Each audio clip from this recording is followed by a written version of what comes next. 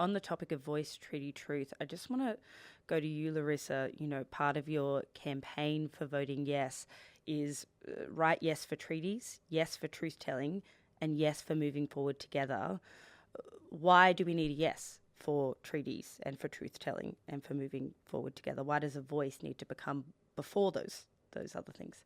Our view is that, we've done the research on this as well, that I think it's like 54 or 55% of people believe that this moment is bigger than the referendum and want to see a national unity moment. And national unity isn't going to come through a mechanism in terms of a new democratic institution. It's going to come through a lot of dealing with kind of the real experience of and lived history in this country and who we are as a nation and being able to confront that. And for us, we're for a lot more ambition than what the government is putting forward at this moment. But I also say that even within, if you just look at the Labor Party, there's also spectrums within there of what people are supporting as well.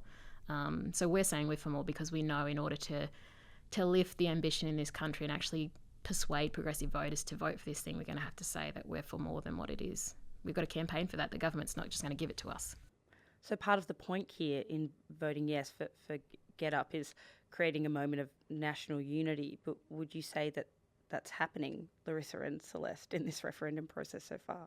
It's not happening in the process, and that's our critique on how the Yes campaign has kind of prosecuted the case to go through for a yes.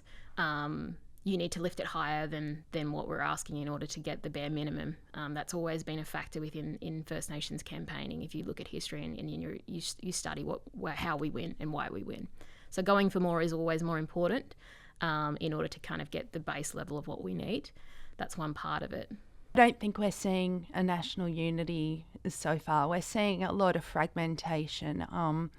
We're seeing, as I've said, we're seeing misinformation. I'm not seeing a popular movement to work towards recognising Aboriginal and Torres Strait Islander rights. I feel like there's a lot of education and knowledge building that needs to happen in order for that to happen. Or to be successful, rather. The national unity moment is something that non-Indigenous people want. First Nations people want self-determination and control of their own lives and destinies, and that's a different thing, but also that's not a special right. I would argue that lots of people in this country have access to that and uniquely is withheld from First Nations people.